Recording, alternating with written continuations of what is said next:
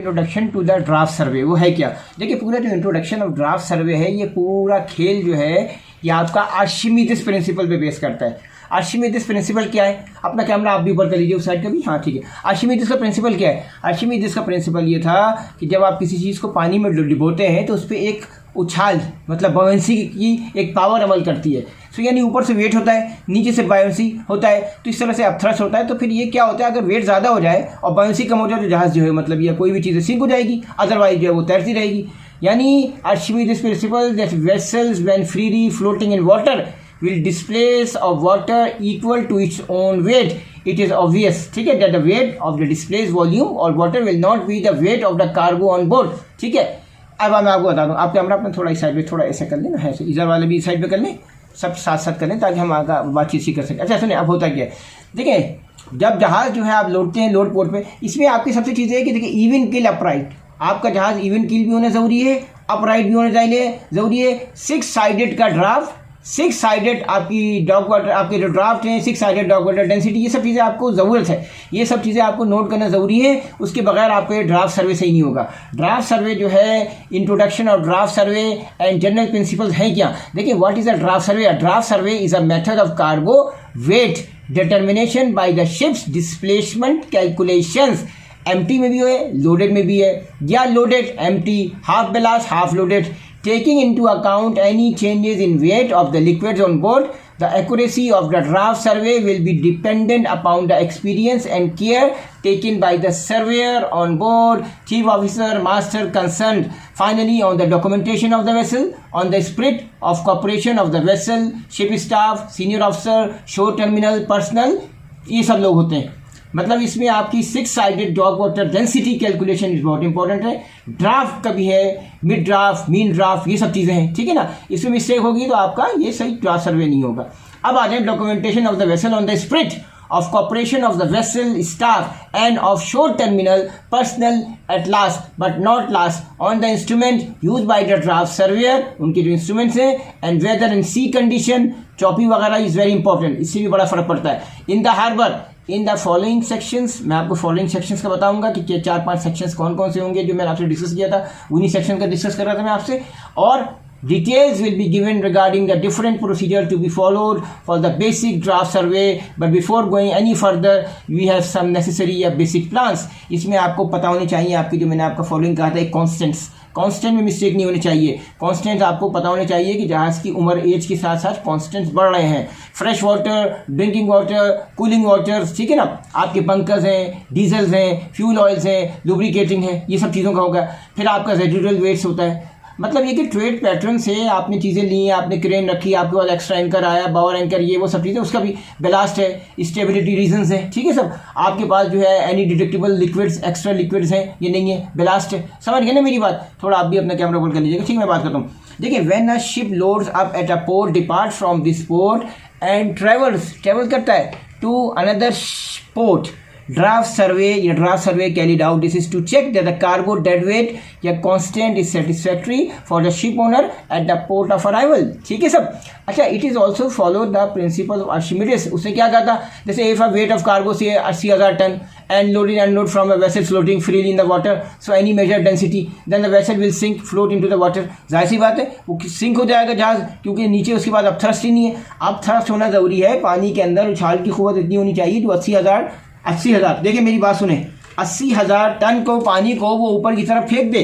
अगर वो अपने 80,000 टन पानी को ऊपर की तरफ फेंक देगा तो कोई टेंशन नहीं है, मगर अगर उसने 80,000 टन पानी को नहीं फेंक सका तो जहाज़ जो है वो आपका सिंक हो जाएगा। मेरी बात समझे? देखिए, समझने की कोशिश नहीं, बहुत इंपॉर्टेंट बात बता रहा हूँ। यानी सुई पानी में नहीं डूब रही है, आपका जहाज़ जो है वो मतलब जहाज़ नहीं डूब रहा है, सुई डूब रही है। क्यों? जाहिर सी बात है, सुई को अपथ्रस्ट नहीं मिल रहा है। मेरी बात समझे ना?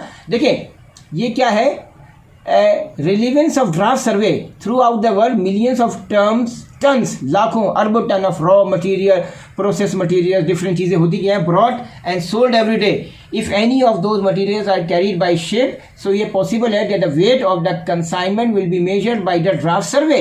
खासतौर पे आपने देखा होगा जनरल कार्गो, बल्क कैरियर्स, ये सब चीज़ें थी ना, This code of standards and procedures has been complied as an aid to all the parties involved. Normally आपका ड्राफ्ट सर्वेयर होता है और आपका शिप में नॉर्मली चीफ ऑफिसर, यही दो मेन होते हैं, बाकी फाइनली मास्टर से कंसल्टेशन होती है, क्या चीज़ें होती हैं, ठीक है ना. दिस कोड ऑफ स्टैंडर्ड्स, ठीक है ना, ये होता है. फिर वर्चुअली आपको विजुअली एंड विजुअली भी जाके देखना है कि draft surveys have a qualification and as a master comparable of the professional skill, chief officer skills, कि भाई कोई मिस्टेक तो नहीं हो रही है. डिफरेंट टाइप की सीक्वेंस मैंने आपको बता दी है कि उसमें क्या करना है, ठीक है सब.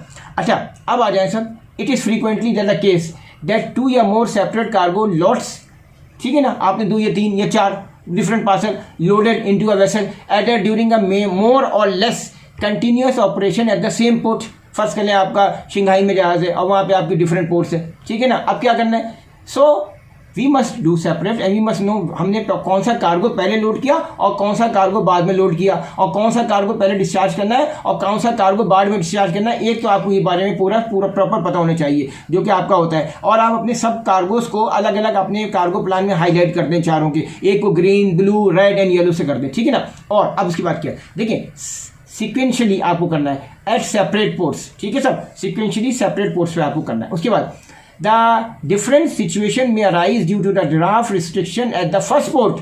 देखिए कभी कभी ये होता है, क्या होता है, resulting in the need for the vessel to top up at a secondary port or vice versa at the unloading port. इसका भी ख्याल रखना पड़ता है. कभी कभी आपको फर्स्ट पोर्ट पे ड्राफ्ट रिस्ट्रिक्शन होती है, आपको इसका ख्याल रखना है. Where 2 या more cargoes can be loaded or unloaded separately and fully, it is preferable that an initial draft survey be conducted followed by intermediate survey to calculate the weight of the first and subsequent cargoes loaded or unloaded. On completion of loading or unloading, a final survey should be conducted to determine both the total weight and the weight of the final cargo. ठीक है भाई, आपके पास जो है draft आ गया, mean draft आ गया, आपने midship की ड्राफ्ट और ये सब करके देखा, डेंसिटी से कैलकुलेट कर लिया.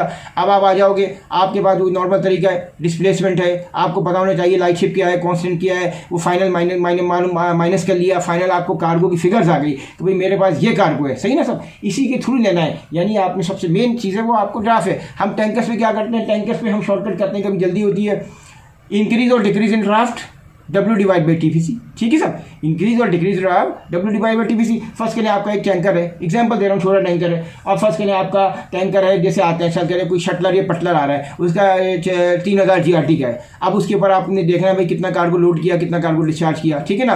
फर्स्ट के लिए आपने उसने कार्गो लोड किया 4000, आपने कैसे मालूम किया, इसी तरीके से मालूम कर लिया, इंक्रीज और डिक्रीज इन ड्राफ्ट, ठीक है, सेंटीमीटर कट गया. अब फर्स्ट करें टीपीसी है, उसकी कितनी होगी, 14 तक टीपीसी होगी, 13-14 टीपीसी होगी, और आपका जो है 1 मीटर पे कितना होगा, आपने मल्टीप्लाई कर दिया फर्स्ट जो टीपीसी है, ठीक है सब. सो ये फार्मूला उधर लगेगा. यहाँ पर क्या है, यहाँ पर आपने थोड़ा सोफिस्टिकेटेड तरीके से किया, 6 साइडेड ड्राफ्ट लिया, 6 साइडेड डॉग वाटर डेंसिटी लिया, ठीक है सब. बेसिक ये कि यहाँ पर आपको चौपी का बड़ा ख्याल रखना है, क्योंकि अगर आपका चौपी बहुत ज़्यादा होगा तो आपका रिजल्ट सही नहीं आएगा. उसमें फिर ये कि फिर आप वेट करें थोड़ा, या अदरवाइज जो है फिर वो आप अपने एरर लगाएं, ठीक है ना.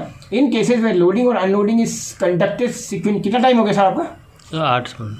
हाँ, अच्छा. It is virtually a check on the amount of cargo that left the first port against the arriving at the second port. This draft survey may be carried out by the master, chief officer, chief engineer और naval architect. Prior to starting on the draft survey, the vessel should be in upright condition and on even keel if possible. ये बड़ी important चीज़ मैंने आपको पहले ही बताई थी. If not on even केल then this is very important. We must do an upright and even keel when the ship arrives in port ready for the draft survey. There are several items known by say naval architects. अच्छा, naval architects को मैंने आपको पहले बताया, 7-8 चीज़ें चाहिए होती हैं. आपकी ट्रिम स्टेबिलिटी बुक लेगा, ठीक है ना, कार्गो की आपकी रिकॉर्ड बुक्स लेगा, ये सब चीज़ें होगा. क्योंकि देखिए जाहिर सी बात है, उसको ये सब चीज़ें आखिर लाना कहाँ पर है, अपने ट्रिम स्टेबिलिटी बुक से ही चेक करेगा ना. डिस्प्लेसमेंट है, कॉन्स्टेंट है, आपका लाइट शिप वेट है, ये सब चीज़ों से आपको चेक करके फाइनल में वो कार्गो को फिर आप देखिएगा भाई कितना कार्गो है, कितना कार्गो नहीं है, ठीक है सब. उसको पता होना चाहिए क्या क्या चीज़ें, 5-6 चीज़ें मैंने आपको बताया, जैसे सर्वे वगैरह, वेट है, श्योर वेट है, फैक्टर है, weight of the cargo, sure weight of cargo A, weight of cargo B, sure weight A, sure weight B. ठीक है. It is considered that the adoption of this methodologies for the multiple cargoes will result in an order of accuracy within 0.5%। क्योंकि देखिए जैसे ही ये आपका बढ़ता चला जाएगा आपके लिए मुश्किल होती चली जाएगी कि 5 पोर्ट 6 पोर्ट। 1 पोर्ट का बड़ा ईजी एंड सिंपल है, which is accepted for bulk cargoes in bulk carriers throughout the world. देखें ये बहुत ज़्यादा मैंने देखे हैं बल्क कैरियर्स, जनरल कार्गोज वगैरह। हाउएवर वेयर 2 या more loading heads or unloading grabs are employed simultaneously, it is important that the relative errors between individual belts be checked and recorded। ठीक है ना। अब मैं आपको क्या बताऊंगा, कार्गो डेड वेट हो गया, ठीक है sir. Distance from LCF from the midships.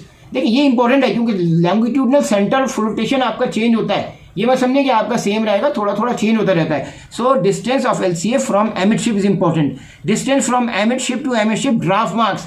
देखिए ड्राफ्ट मार्क्स आपको पता हो, ठीक है ना। Density of water while the vessel is floating is important.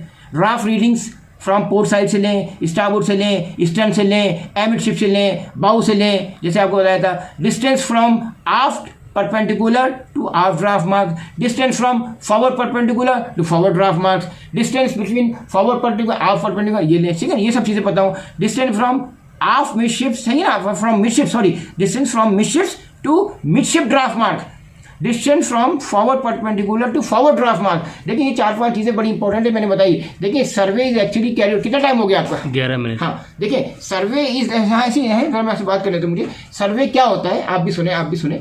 Survey is actually carried out when the vessel is still in ballasted consequently या consequently in order to be able to calculate the light ship weight। देखिए inclining experiment is अलग है, inclining experiment का एक अलग है, ये एक अलग है। इंक्लाइनिंग एक्सपेरिमेंट में आप उसी में जाना होगा, उसकी बहुत सी चीज़ें हैं, ठीक है, जो भी है। अभी मैं इंक्लाइनिंग एक्सपेरिमेंट, मैं ये सब बात हो रही है ड्राफ्ट सर्वे की, इसको मिक्स नहीं कीजिएगा। To be able to calculate the light ship weight is more important to determine a reliable ballast quantity. थोड़ा आपको ब्लास्ट रखना, ये नहीं कि खाली पे आप ब्लास्ट कर रहे हैं। This quantity is together with fresh water, fuel oils and constant वगैरह, बिकॉज ये deducted from the vessels gross weight. After completion of loading, again ballast tanks are sounded to determine possible residuals. It is commonly accepted that ballast water has the greater influence on the following final tolerance। ठीक है ना, मतलब आधा cargo आधा ballast है, तो ballast को आप प्रॉपर रखें ताकि हमारा काम में मुश्किल ना हो। ये नहीं कि आपने खाली कर दिया लाइट शिप, आपको जहाज को प्रैक्टिकली फिर आपको लेके भी जाना है, सी में मुश्किल होगी, जहाज आपकी कंट्रोल में नहीं होगा। जब टोटल पूरा जहाज लाइट होता है, देखें लोडेड होता है उस जब भी आपको कंट्रोल करना होता है, ठीक है, थोड़ा मुश्किल है, मगर जब लाइट होता है तो कंट्रोल करना और ज़्यादा मुश्किल होता है आपकी, जो है ना, आप समझ गए ना, इसका भी ख्याल रखना है आपको। देखिए अब आप आ जाए। Consequently, it must be emphasized that a great care should be taken during the all measurements and observation regarding the ballast. It is not unlikely that in the near future, inbuilt new instruments of the ship will permit to measure with high accuracy the mass of the required presence and non-present of tank and different compartments of the vessel। ठीक है sir, अभी मैं 3-4 चीज़ें आपको बताता हूँ। देखिए आर्शिमीदेस principal सी की तरफ आते हैं। आर्शिमीदेस प्रिंसिपल ने क्या कहा था, उसने ये बातें कही थी, इसीलिए कितना टाइम हो गया सर आपका? 13 मिनट। हम 15 मिनट करते हैं, 2 मिनट और बताए, तो इसलिए आर्शिमीदेस प्रिंसिपल को हमें बड़ी अहमियत देनी है, क्योंकि देखिए आर्शिमीदेस प्रिंसिपल अगर मिस्टेक हुआ तो आपका ये गलत होगा। उसने यूरिका कहता है वो भाग गया था। फाइनली मैं ये कहूँगा, देखें फाइनली आप अपना कैमरा इस साइड पे कर लें, थोड़ा इस साइड पे ऐसे कर लेना, थोड़ा सा इस साइड में, ताकि हमारी बातचीत अच्छी, मैं सामने से बात करता हूँ, इस साइड पे अपना कैमरा कर। हाँ फाइनली मैं ये कहूँगा, देखें particularly for comparison of load port and discharge port draft survey, it is essential to consider the eventual superficial moisture drainage occur during the transit time. इसका भी ख्याल करना है, क्योंकि आपके पास मतलब आपको पता है ना डिफरेंट मूवमेंट होती है। फर्स्ट के लिए आपने मिनरल कॉन्सेंट्रेट लोड कर दिया, ड्राई मूवमेंट भी होती है, वेट मूवमेंट भी होती है, वो भी काउंट करना है आपको। As per world practice moisture determination TML, transportable moisture limit, इसका भी ख्याल रखना है आपको। ये सब चीज़ें आपको सॉलिड बल्क कार्गोज वगैरह की बुक से आपको मिलेगा, ठीक है। अब क्या हो गया, वर्ल्ड प्रैक्टिस है moisture determination take place on all minerals, mineral concentrates. फिर ये कलर कैसा होता है, इनका कलर जो है मिनरल कॉन्सेंट्रेट आपने काला लोड किया, मगर जब ये पानी में जाएगा नीचे तो आप देखना ऐसा ऐसा वो खुलेगा, वो फालसे की तरह ये गुलाबी होना शुरू हो जाएगा, ठीक है सब। आप परेशान नहीं होना, ये कलर चेंज कर देता है। The difference between the two figures can only be with a negative sign at this port. If unloading, the difference between the two figures can only be with a negative sign at this port. ठीक है ना? It is, मैं finally strongly recommend करूँगा that the arrangements be made between the shippers, consignments, different charter parties will be copies of moisture certificates and draft survey certificates at the loading and other ports are exchanged for each cargo where such arrangements have been entered into the shipper. ठीक है, finally ये है आपके पास ये सारी TML के certificate load ports वगैरह के होने चाहिए, TML मॉइस्चर सर्टिफिकेट्स आपके पास कॉपी होनी चाहिए, ड्राफ्ट सर्वे की conducted at the loading ports या ports, notes provided by the surveyor in relation to the sea and weather condition at the time of loading. ये चीज़ें थोड़ा सा अपना कैमरा आप ऐसे कर लें ऊपर। कितना टाइम हो गया सर आपका? 15 हो गया। आज है तो ये सर ये सब। Thank you very much. बाकी डिटेल हम फिर बाद में सब सॉरी।